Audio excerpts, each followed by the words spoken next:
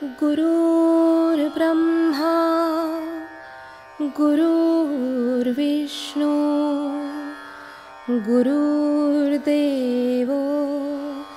महेश्वरः गुरु साक्षात् परब्रह्म तस्मै श्री गुरवे नमः। सद्गुरुनाथ महाराज की जय। जैसा चेला तो अर्जुना म्हणे स्वप्नीची हे विचित्र सेना मी चितावलो होतो ना निद्रावशे आता सेना ते सेना नव्हे हे मीच एक आघवे ऐसे एकच मानवे विश्वतया। ज्याप्रमाणे जागा झालेला पुरुष मीच निद्रावश होऊन स्वप्नातील नाना प्रकारचे सेना रूप झालो होतो असे म्हणतो, आता माझ्याहून जी सेना वस्तू निराळी वाटत होती ती सेना वस्तू निराळी नाही, सर्व मीच एक होतो असे जागा झालेल्या पुरुषाला जसे वाटते त्याप्रमाणे ज्ञानी पुरुषाला सर्व विश्व मीच आहे असे अद्वैत ज्ञान। हे विश्वाचे माझे कर ऐसी मती किंबहुना चराचर आपण सांगला। बघतो जीव हे भाष सरे आ ब्रह्म परमात्म बोधे भरे ऐसे भजनी ज्ञानाद्वारे एकत्वे येणे।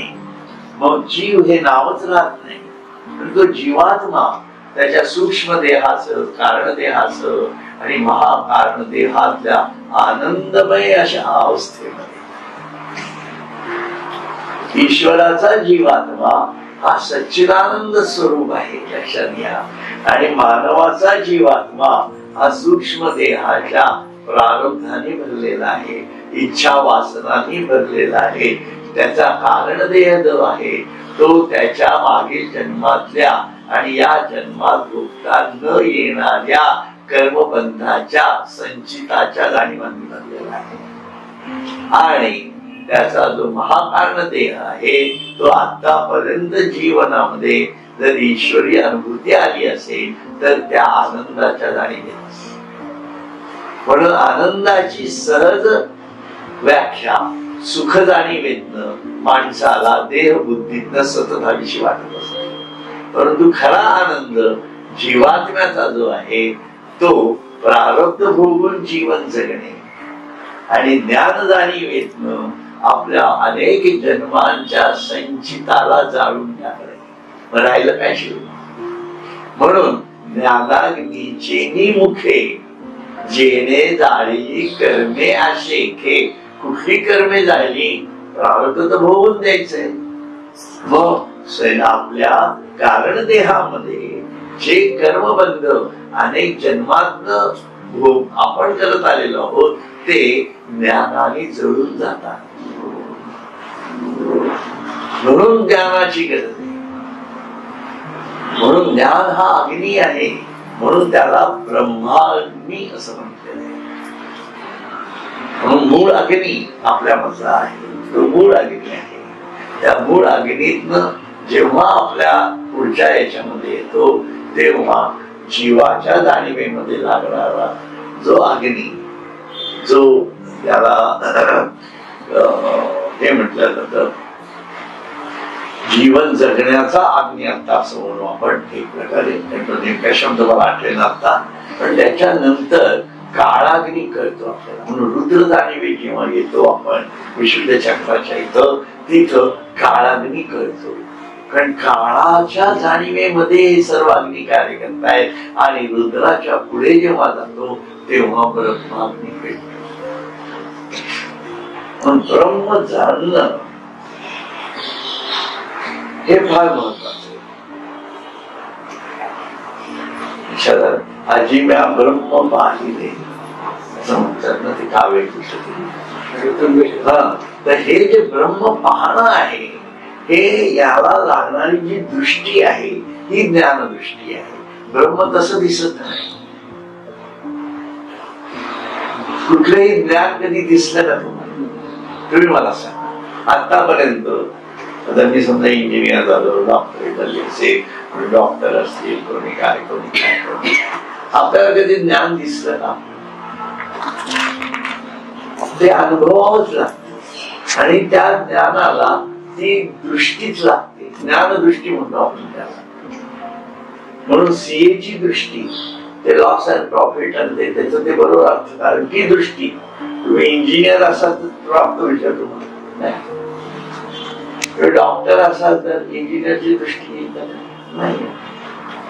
म्हणून प्रत्येकाची दृष्टी आहे, पण त्या ज्ञानावर अधिष्ठित दृष्टी आहे. मग ईश्वर तर सर्व ज्ञानाचा निर्माता असेल. म्हणून मी म्हटलं कॉन्झर्वेशन ऑफ एनर्जी शोधून काढले आईन्स्टाईनने, पण conservation of knowledge it is steel remaining. ती थिअरी मांडली नाही कोणी अजून, म्हणून ती थिअरी मांडता यायला पाहिजे. ती संत मंडळी मांडतात, ही सगळी ती थिअरी आहे. Conservation of knowledge, absolute knowledge, की ज्याच्या विभाग ज्ञानाशिवाय घटना घडू शकत नाही. ज्ञानाशिवाय तुम्ही आम्ही घर बनवू शकेल का कोणी आपल्याला? साधं यान बनतं, बनायला केवढं ज्ञान लागतं, केवढं इस्रो उभं करावं लागतं हे आपण पाहिजे. मग म्हणजे प्रत्येक यान जर उभी करायची तर केवढं अगाध ज्ञान लागत. म्हणून या ज्ञानाची खूप मोठी आहे आणि त्याची दृष्टीच तयार करायची. ती दृष्टी ही योगसार हातात चढे असं म्हणतात, त्याला योगसार हातात चढे असं ज्ञानदेव म्हणतात. म्हणून ज्ञानेश्वरी अमृत गंगा का म्हणायचं असं, त्याला कारण आहेत ना अशासाठी. म्हणून तर मग जीव हे नावच राहत नाही, व तृणापासून तर ब्रह्मदेवापर्यंत सर्व सृष्टी त्याला सगुण परमेश्वर स्वरूप भासते. याप्रमाणे सर्व नामरूपाने एक परमात्माच आहे अशा ज्ञान यज्ञाने ते माझे भजन करतात आणि ते मग खरं भजन म्हणतात.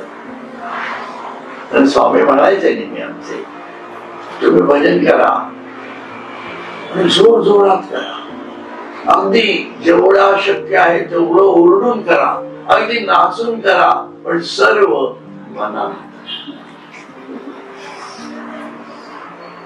होत. अंतःकरण पिळवटणं म्हणजे काय? तेच आहे ना, शरीर तिथंच बाहेर कळतं का या माणसाचं अंतःकरण पिळवटलंय म्हणून? तर रडला तर डोळ्यात न कळेल, बाकी कळत नाही असं असतं. अथवा अनादि हे अनेक, जे आनासारिखे एकाएक आणि नामरूपाधिक तेही विषम, म्हणून विश्व भिन्न भिन्न परीन भेदे तयाचे ज्ञान, जैसे अवयव तरी आन आन तरी एकची देहीचे. किंवा जे हे पदार्थ एकमेकाला दुसऱ्या पदार्थासारखे आहेत ते त्याचे अनेकत्व अनादि आहे व त्याचे नामरूपाधिक हेही निरनिराळे आहे. म्हणून जगात भिन्नता दिसून येते, पण त्याचे ज्ञान भिन्न होत नाही. म्हणजे निरनिराळ्या पदार्थांचे निरनिराळे स्वतंत्र अस्तित्व व वस्तुत्व असे त्यांना ज्ञान होत नाही. म्हणून या सगळ्या उपाधी, म्हणून मी तो शब्द आठवला नाही मला, या उपाधी माझी गुप्त, जे चैतन्य असे सर्वगत ते तत्वज्ञ संत स्वीकार. म्हणून आपल्याला जे अनुभवायचं आहे हे उपाधी तर आहेतच. तुमचं शरीर आहे, यांचं आहे, यांचं आहे, यांचं आहे, यांचं आहे, यांचं. बरोबर, आपण जीवाचा विचार करू. अगदी ते तर काय तुमच्या इथं झुरळ दिसत नाही, झुरळ आहे, डास आहे वगैरे, ही सगळी शरीरच आहेत. जीवामध्ये ही सर्व शरीर आहेत आणि त्या शरीरांना लागणाऱ्या व्यवस्थेसाठी ईश्वरांनी त्या जाणीवेपुरतं पूर्णत्व दिलेलं आहे. लक्षात, जाणीवेपुरतं पूर्णत्व दिलेलं आहे आणि त्याच्यातनं ते त्यांचे जीवन जगत राहतात. त्यांना भोग योनी असं म्हणता येतात. आज एकाने आपल्या याच्यात खूप छान ते लिहिलेलं आहे दिव्योन्मेष मध्ये, दिव्यांग सत्संगाच्या आपल्या ग्रुपवरती की बाकीचे सर्व जीव जे आहेत त्यांचे कणे आडवे, पण तो कणा जेव्हा उभा होतो तेव्हा त्याचा विकास सुरू होतो. आहे ना, शिवरकर त्यांनी लिहिलेलं ते खूप छान लिहिलंय त्यांनी, मला फार आवडलं ते. आणि त्याचा म्हणजे संदर्भ बघा ना, आणि आपल्याला लावून बघा, तर मानवच विकास करू शकतो ना, बाकी सगळे आडवच आहे. वाघ, सिंह, काय, लांडगे, कोल्हे, मांजरी, कुत्री सर्व आडव आहे. आणि त्यांचे कणे, कारण त्यांना विकास वरती करायचा आहे, हे नाही फक्त बुद्धीने शरीराचा भोग घ्यायचा. आणि आपलं शरीर हे दुसऱ्याने भोगलं तरीही त्याला समर्पित, ते बुद्धीच नाही आपल्याला कोणी मारते. त्यापुरती ती आपल्याला होत असेल मरताना केविलवाणी काय असेल ती, पण तो मासा असतो ना, त्याला पकडला ना तुम्ही आणि पाण्यात टाकला ना, तर तो परत जिवंत होऊन पळायला लागेल. समजा जे तो तडफडत असताना टाकला तर, आणि परत गळ लावला ना, तो इतका मूर्ख असतो की परत त्या गळाला लागतो. बुद्धी नाही, पण माणसाला हे प्राप्त आहे. त्यामुळे या बुद्धीचा नीटका वापर केला पाहिजे. आणि या प्रत्येक उपाधीमध्ये ईश्वरच आतमध्ये बसून त्याला लागणारी शक्ती पुरवत असतो, हे ज्ञान लागतं. आपल्यामध्ये सुद्धा आपण पशुच आहोत. मानव म्हणवला जातो आपण, पण मानव पण खरे आहोत की नाही हे माहित नाही अजून आपल्याला. अजून तरी काही सिद्ध झालेलं नाहीये आपण मानव आहोत म्हणून. समाजामध्ये तरी काही सिद्ध झालेलं नाही ना. अजूनही अतिरेकी आहे, त्यांच्या गोळेबार आहे, सर्व प्रकारचा हिंसाचार आहे, जातीवाचे वचन आहे, तुझं माझं आहे, चांगल्यांना वाईट म्हणणं आहे, वाईटांचे फोल्डर पोस्टर्स लावून त्यांना मोठं करणं आहे. ही सगळी पशुची लक्षणं आहे. आमचा ग्रुप आहे, आम्ही मोठे आहोत, आम्हाला कुठेतरी काय म्हणतात ते पर्सेंटेज हवा आहे. मग तुम्ही तुमचा माणूस खूप शिकलेला जरी असला तरी पण आमच्या माणसांना पुढे न्यायला पाहिजे. हे सगळं अंडर हँड डिलिंगच आहे ना. असं काय करतात बरोबर, कारण मी बलवान आहे म्हणून. आणि याच्यावर सगळं तर सामाजिक राजकारण वगैरे सगळं, हा सगळा एक प्रकारचा माणसाचा माणूसही नसून हिजडेपणाची लक्षणे लक्षात त्या देवत्व कुठेच नाही. त्यामुळे माणूस असून अजून माणसाला माणूस पण मिळवून सिद्ध करायचंय, म्हणून त्यातही काही माणसं माणसं म्हणून जगतात, ते महत्वाचं आहे. म्हणून ज्ञानेश्वरी कोणासाठी आहे? जी माणसं माणूस म्हणून जगू जगत आहेत किंवा जगू इच्छितात आहेत, त्यांना त्यांच्यातला ईश्वर दाखवण्यासाठी आहे. नाहीतर ते पशुच आहेत बाकीचे. त्यामुळे माणूस पशु नाही असं म्हणू शकत नाही. किंबहुना पशुपेक्षाही डेंजर आहे. एक वेळ पशु परवडला आहे ना, पण माणूस नको अशी परिस्थिती आहे आजकाल काही ठिकाणी. असो, मग त्यांना धोंडून त्यांच्या बंदुकीने पिस्तुलीने त्यांना मारून टाकावं लागतं. इतके पशु आहेत ते दडलेले, कुठं कुठं खूप जाऊन बसतात. हा सगळा प्रकार आहे, आपण डोळ्यात एकच पाहतो है ना. त्यामुळे याच्यामध्ये जे आतमध्ये जे चैतन्य हे सोडून द्यायचं आपण सगळं. म्हणून लोक म्हणतात की तुम्ही वाघ आहे, सिंह आला समोरनं, तर हत्ती आला समोरनं, तर तुम्ही काय तो देव आहे म्हणून भेटणार. अरे बाबा, तसं सांगितलंच नाहीये कोणी. त्या उपाधी माझी गुप्त, ते चैतन्य असे सर्वगत, ते तत्वज्ञ संत स्वीकार. बस, तो आला समोरनं तर त्याची वृत्ती निसतो मला मारणार आहे ना. मग मी मला कशाला मारून घेऊ? माझ्या आतमध्ये पण देव आहे. मग माझी वृत्ती मला काय सांगते की अरे तुला जर ईश्वर शोध घ्यायचा आहे, ते शरीराचं जागरण करणं महत्वाचं नाही का? मग ते तू बाजूला हो, त्याला त्याच्या मार्गाने जाऊ दे, त्याचा कर्माचा दाता तो बघून घेईल. मग स्वतः श्रीकृष्णाच्या समोर एवढं मोठं सैन्य आलं, शेवटी अर्जुनाला मारायला लावलंच ना. मग ते चैतन्य नव्हतं का? होतं ना. पण तस्मात विवेक करावा. म्हणून हा विवेक महत्वाचा आहे. कारण अर्जुनाने जर मारलं नसतं त्यांना तर ते अर्जुनाला मारणारच होते. जिवंत कोणी राहायला पाहिजे?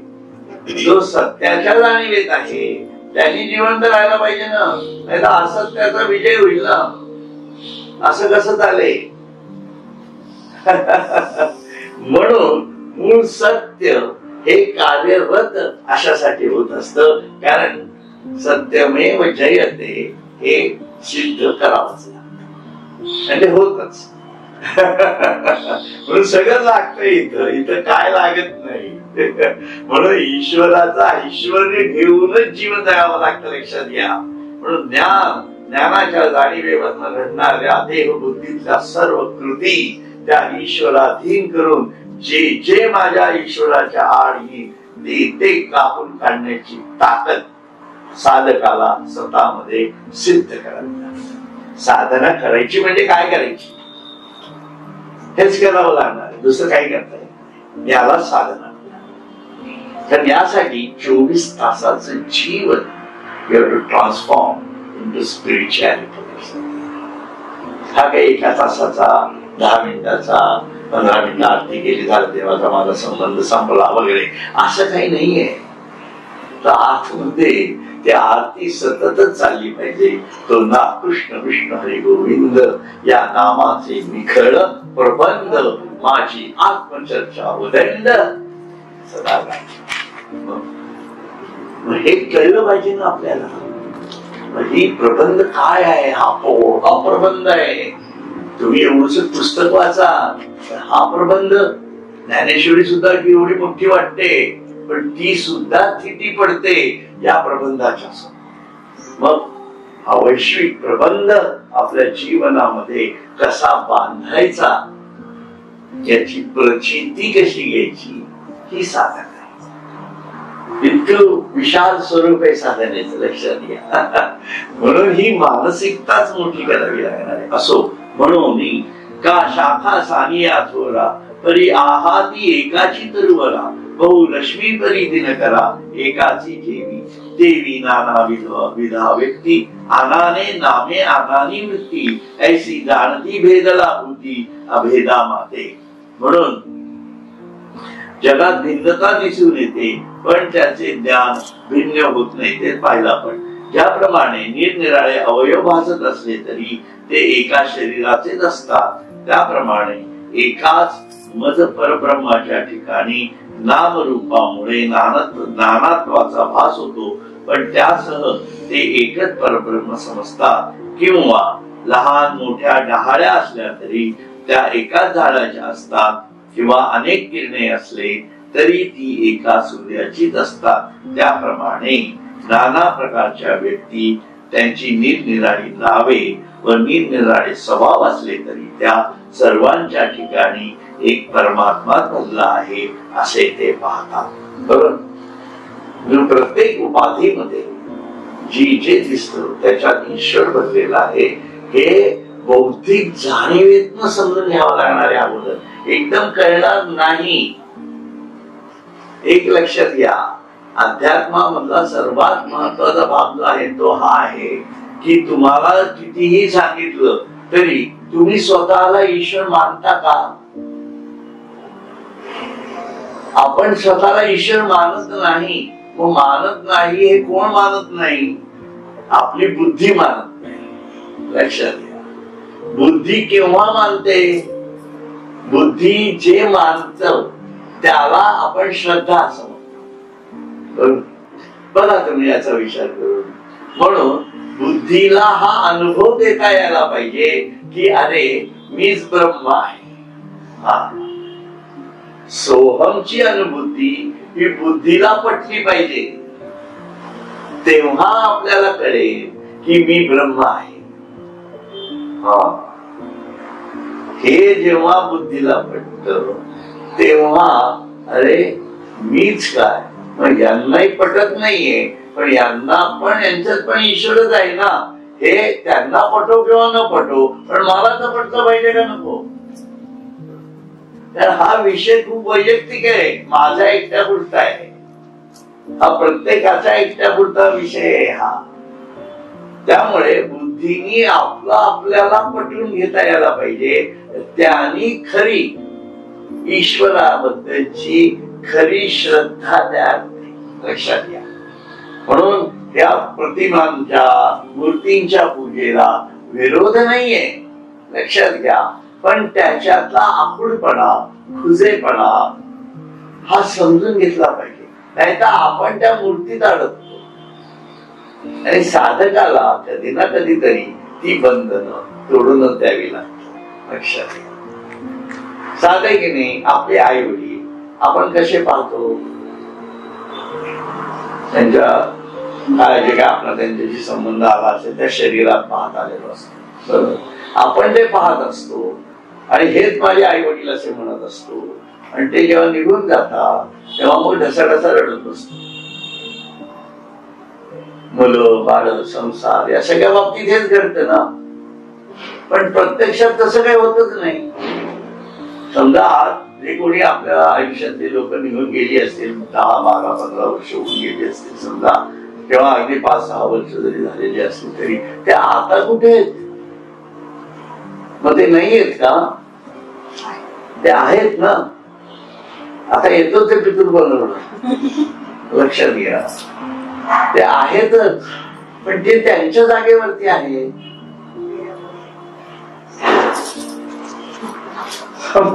हे जेव्हा लक्षात येतं तेव्हा आपण काय म्हणतो, अरे हा मग मी उगाचच रडलो ना त्या हळदी गेले त्यावेळेला,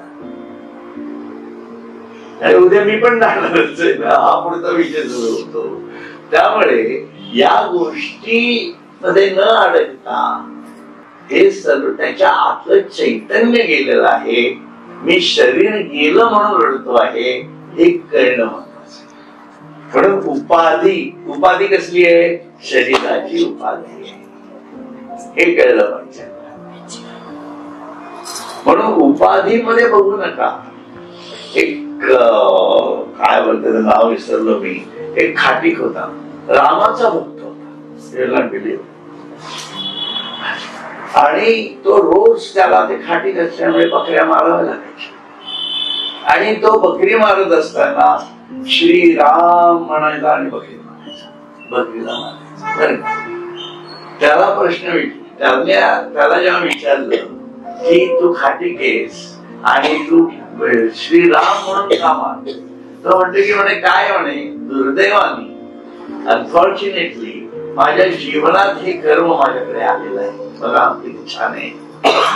दुर्दैवाने माझ्या आयुष्यात कर्म असं आलं आहे की मला हा त्या म्हणजे व्यवसायात म्हणणं किंवा त्या कुटुंबात मी पडलो, त्याच्यामुळे मला ते करावं लागतं. बरं, पण मग हे राम का म्हणतो असं, बरोबर. कारण त्याचं कारण आहे की मी त्या बकरीला जरी मारत असलो तरी त्या चैतन्याला पुढच्या गतीला नेत असतो. हा देवत्व विचार करा. कारण माझा व्यवसाय म्हणून मी मारतोय, परंतु व्यवसाय म्हणजे पोटा पाण्याचा आहे, आला आहे म्हणून करतोय. पण हे राम मी जेव्हा म्हणजे मी रामाचा उपासकच आहे, लक्षात घ्या. पण तो ज्या दृष्टिकोनात त्या बकरीकडे पाहत होता ती दृष्टी किती महत्वाची, ती ज्ञानदृष्टी जे असा तो विषय. आणि ती ज्ञानदृष्टी अर्जुनाला येण्यासाठी भगवद्गीतेचा हा सर्व खटाटोप. तर त्याला त्या सर्वांना मारायचंय, त्याच्यात का म्हणजे पणजोबांना मारायचे, त्याच्याच भावांना मारायचे, त्याच्याच मित्रांना मारायचे, आणि त्याला माहिती असो नसो पण त्याच्याच प्रजाजनांनाही मारायचे जे सैनिक म्हणून समोर आलेले, केवळ दुर्योधनाच्या बाजूला. मग मारणार कसं तो? म्हणून सर्व जगत वासुदेवमय आहे या जाणीवेत तो गेला, आणि मग त्यांनी श्रीकृष्ण होऊनच सर्वांना आणि सर्वांची गती पुढे निर्माण केली. म्हणून महाभारत हे असंही सगळं गणित. तर आपल्याला या जीवनात आपल्या तर काय घेता यायला पाहिजे हे पण कळलं पाहिजे. असो म्हणजे पुढे काय म्हणतात बघा, त्याप्रमाणे नाना प्रकारच्या व्यक्ती त्यांची निरनिराळी नावे व निरनिराळी स्वभाव असले तरी त्या सर्वांच्या ठिकाणी एक परमात्मा भरला आहे असे ते पाहत असतात. असे ते पाहत असतात म्हणजे असं आपण पाहावं. रोजचं जीवन जगत असताना आपल्या आजूबाजूची जी लोक आहेत त्यांना अशा प्रकारे पहा आणि असं सांगू नका पहा. सांगायला लागलं तर तुमचाच गैरफायदा घेऊ. लक्षात घ्या, कारण ते समोर येणारे वापसी आहे ते खाणार आहेत तुम्हाला. तुम्ही थोडं मवाळ गेलात ना की गेलं गणित बघा. लक्षात घ्या. म्हणून तुकाराम महाराज नेहमी म्हणतात हे येऱ्या गाभाड्याचं काम नाहीये अध्यात्म. बावळटांनी तर करूच नाहीये. ते आपलं ठीक आहे, काय ते काय स्तोत्र बिस्त्र वाचतं ते ठीक आहे, पण अध्यात्माची धारणाच खूप वेगळी आहे. लक्षात घ्या. आणि ते बुद्धीला आव्हान आहे. तुम्ही जर खरंच बुद्धिमान असाल ना आणि स्वतःला मानत असाल आपण बुद्धिमान आहात तर हे आव्हान आहे. प्रत्येकाला मानवाला जो माणूस स्वतःला बुद्धिमान समजतो ना, साहित्यिकांपासून शास्त्रज्ञांपासून ते अगदी राजकारण्यांपर्यंत, स्वतःला प्रति शिवाजी म्हणणाऱ्यांपर्यंत सर्वांना हे आव्हान आहे की त्यांनी ईश्वर प्राप्ती करून दाखवावी. आव्हान आहे, कलियुगातलं आव्हान आहे. तिथं सगळे खुजे ठरतात. लक्षात, सगळे लटपटायला लागतात, पांगळे होतात, लोळे पांगळे होतात, कारण सगळे आसक्तीत बुडलेले. कोणाचं काय कोणाचं काय कोणाचं काय, आणि स्वतःला बुद्धिमंत म्हणून घेऊन फक्त मिरवतात. त्या पलीकडे काय नाही. म्हणून तुकारामाला कोणी बुद्धिमान म्हणत नाही है ना. हनुमंतालाही कोणी बुद्धिमान म्हणत नाही बघा, कारण तो बुद्धिमत्ता वरिष्ठ आहे. ज्ञानेश्वरांना कोणी बुद्धिमान म्हणत नाही, कारण ते बुद्धीच्या परे आहेत. ज्ञान आणि अज्ञानाच्या परे आहेत. बुद्धी बिद्धी हे सगळे खालची गणित आहे.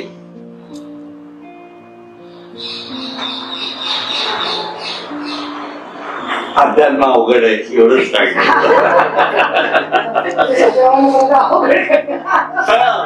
पण ते म्हणून सहज माणसाला सहज घेता येत होते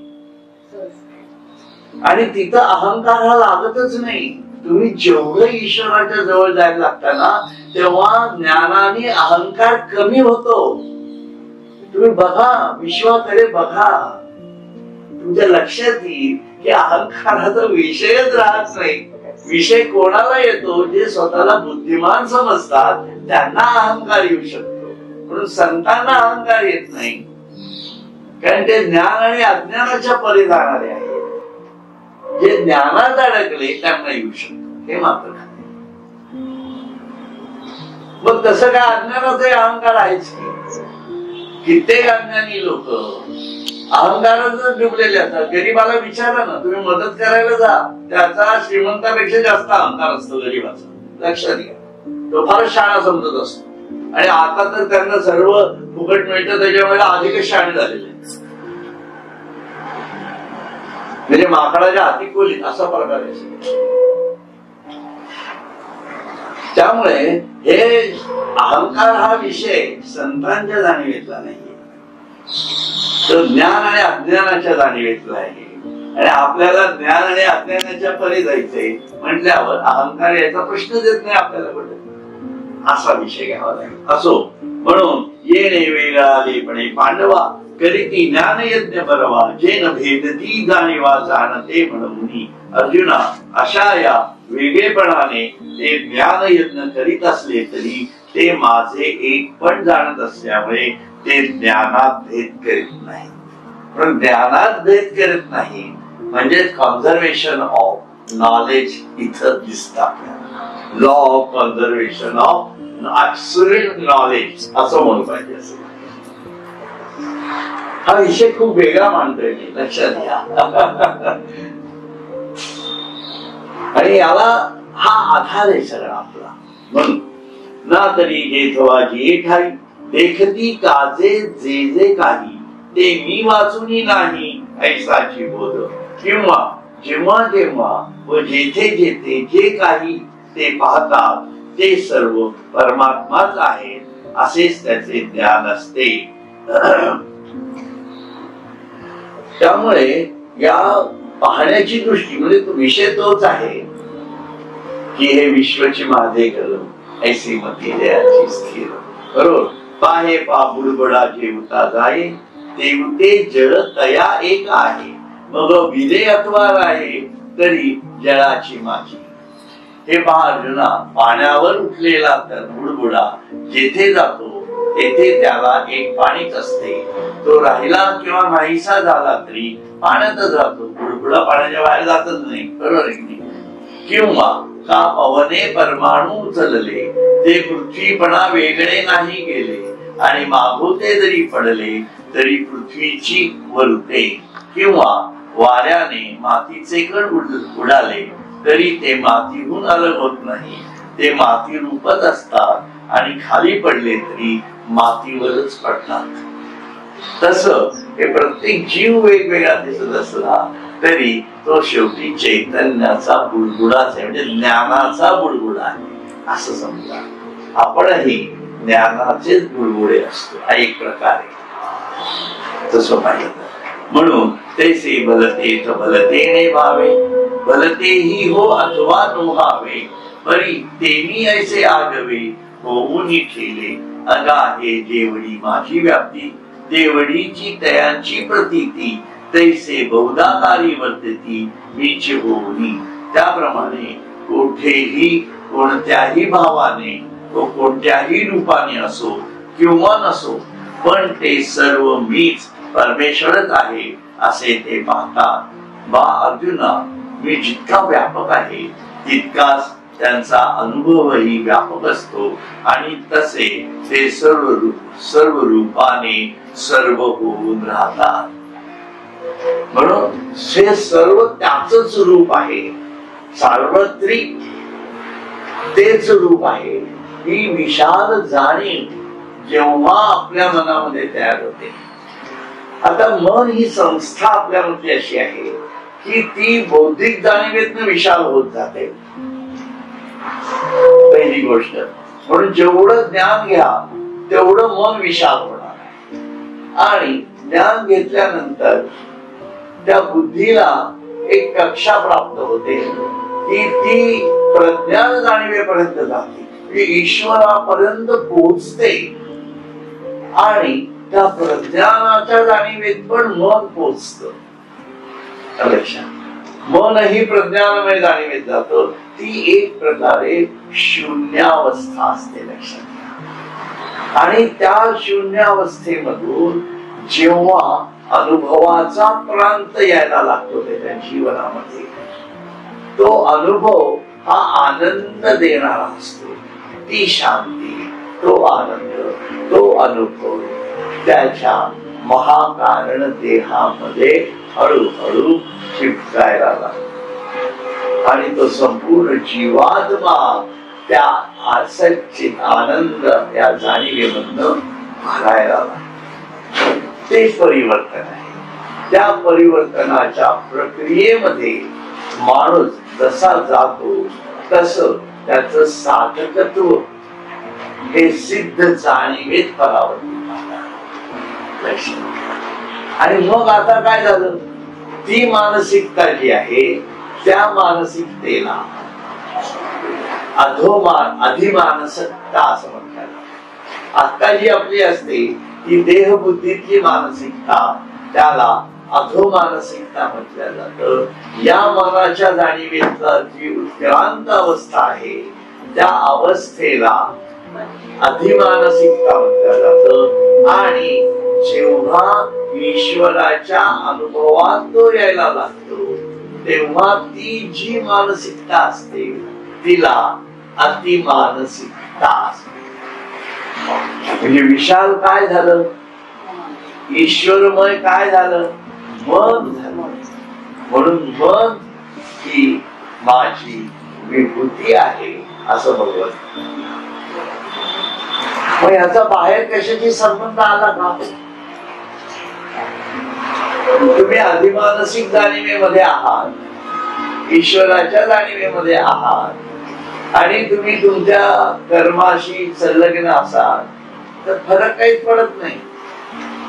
लक्षात घ्या. उलट ते कर्म अधिक सुंदर, अधिक ईश्वरीय, अधिक दिव्य होऊ शकत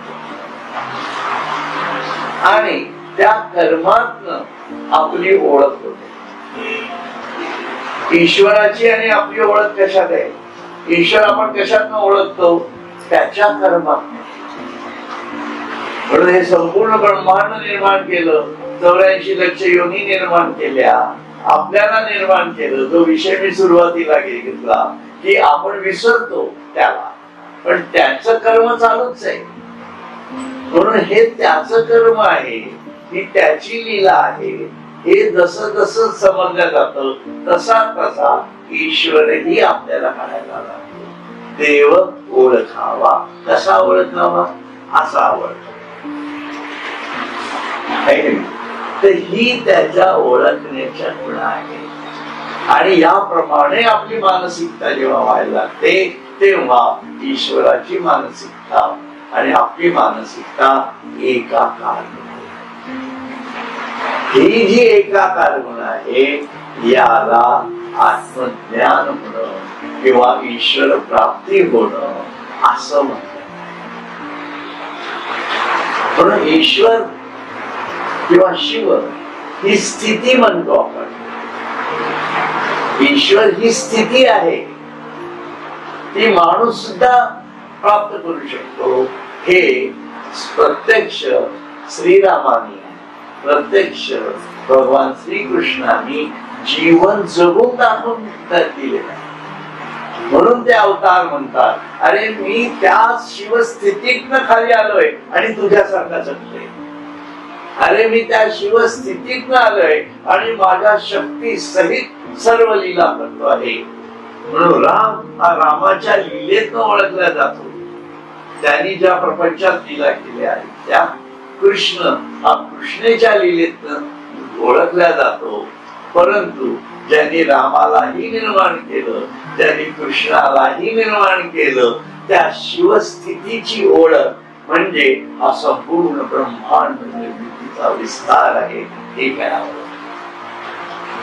म्हणून शेवटी तत्वज्ञान हे या भूमिकेत शिरतं. म्हणून भागवत कृष्ण लीला सांगे, पण त्याला लिमिटेशन आली. नुसती भक्ती काय कामाची होणार नाहीये. रामातनं राम जीवन धर्म जाणीवेतलं, भक्तीच्या जाणीवेतलं कळेलही तुम्हाला. कृष्णाचं जीवन कळणं तर खूपच अवघड आहे. कारण आपण काय एवढा मोठा दगड सुद्धा करंगळीवर उचलू शकत नाही. कारण इथं डोंगरचे डोंगर उचलले लहानपणी. आणि ते आपण मोठे झालो, अगदी जिम मध्ये जाणारी लोक सुद्धा 200 किलो उचलल्यावर त्या हाशूश होतो आहे की नाही. ऑलिम्पिक मध्ये पाहतो आपण, थाड गेली खाली टाकून देतात. पेलत नाही हो, काय करणार, किती वेळ जाणार, पाऊस संपेपर्यंत कसं जाणार. अवघड आहे, अवघड आहे ना. हा कुठल्या जिम मधला माणूस आहे बाबा. मग ही गणित खूप वेगळी होऊन बसतात ना, की जी मानवाच्या मर्यादेच्या पलीकडे लक्षात. मला हे बौद्धिक आणि मानसिक जाणीवेतनं समजून घ्यावं लागणार आहे. कारण आपल्यामध्येच भक्ती आहे, आपल्यामध्येच कर्म आहे आणि आपल्यामध्येच ज्ञान आहे. म्हणून ज्ञान, भक्ती आणि कर्म या तिन्ही जाणीवेतनं ईश्वरीय जाणीवेत आपल्याला परावर्तित करणं हे साधकाचं या जीवनात कर्तव्य असतं. त्याला साधक म्हणायचे. नाहीतर तो माणूसही नसतो, पशुच असू शकतो. म्हणून माणूस असेल तर त्यांनी साधक व्हावं, म्हणजे तो माणूस होऊ शकतो. आणि साधक झाला मग तो माणूस देवत्वापर्यंत जाऊ शकतो. म्हणून साधक असणं हे फार महत्वाचं गणित आहे. हे आधुनिक काळातल्या लोकांनी समजून घेणं गरजेचं आहे.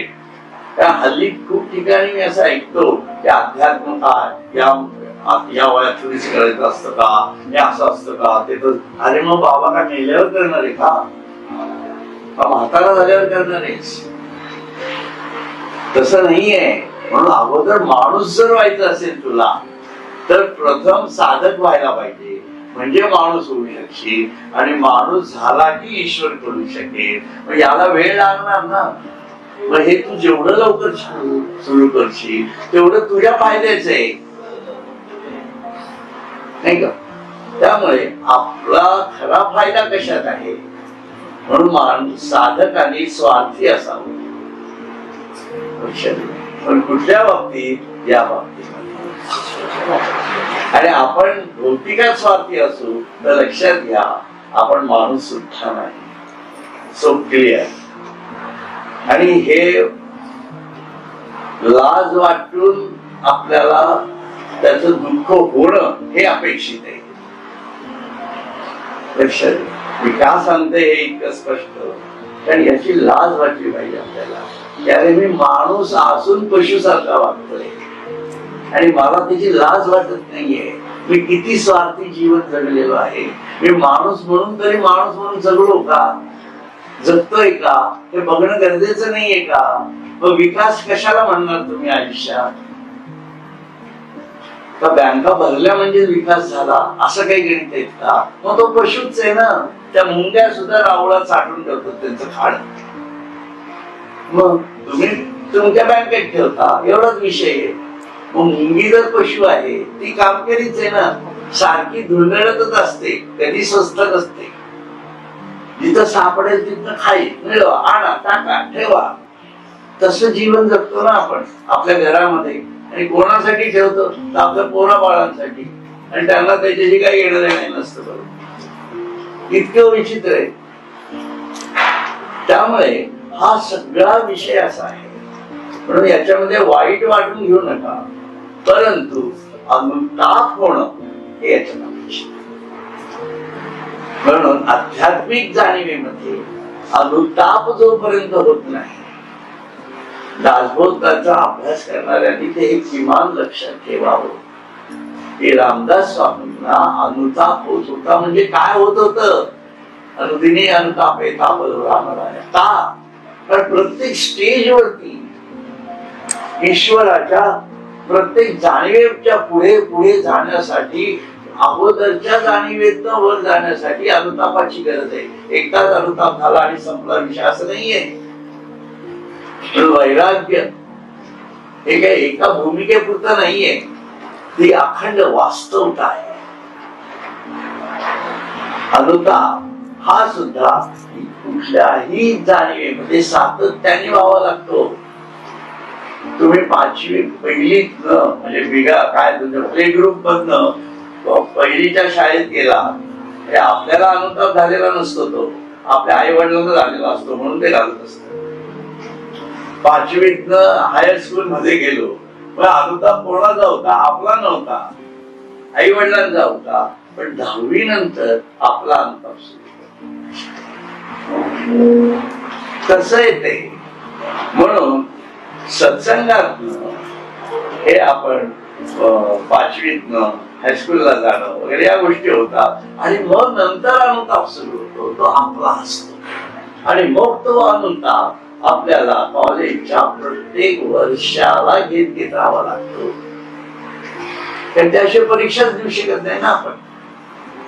अनुताप असल्याशिवाय आपण पुढे जाऊ शकत नाही. म्हणून अनुताप हा कायम बरोबर पाहिजे. हा आता काय मला सगळे मिळाले, आता कुठल्याही प्रकारचं दुःख नाही वगैरे. सकल मूर्खा माझी मूर्ख, संसारी मामी सुख. संसार दुःख, दुःखा एवढे दुःख कोठेच नाही. हे अनुताप शब्द वापरणाऱ्या रामदास स्वामींनी सांगितले. आणि आपण आहे ही परिस्थिती छान आहे असं म्हणतो आणि समोरला आत्मोत घेऊन अभ्यास करतो. एवढं कॉन्ट्रडिक्टरी बघा हे सगळं. म्हणून हे सगळं समजलं पाहिजे. या समजण्याच्या भूमिकेतनं ते शेवटचा 259वा श्लोक मी वाचतो बघतो. हे भानुबिंब आवडे तया समुख जैसे धनंजया तैसे ते विश्वाहिया समोर सदा. अर्जुना, हे सूर्यबिंब ज्याप्रमाणे वाटे त्याच्या समोर असते त्याप्रमाणे भगवंताच्या सर्व व्यापक स्वरूपाहून ते निराळे राहत नसल्यामुळे भगवंताप्रमाणे सदा सर्वदा ते या विश्वातील सर्व जीवांच्या दृष्टी समोर आहेतच. म्हणून हा जो ज्ञानसूर्य आहे, हा ज्ञानसूर्य सातत्याने आपल्यामध्ये जागृत करता यायला म्हणून सूरज रे जलते जलते रहना. ते काम किती छान आहे ना. मग सरांनी मिस केलं त्या दिवशी, आहे की नाही? अर्थ नसेल त्यांची, कबूल आहे, पण किती सुंदर काव्य आहे.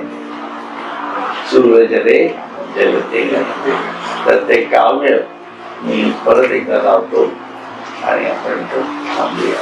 हरिओम हरिओम हरिओम.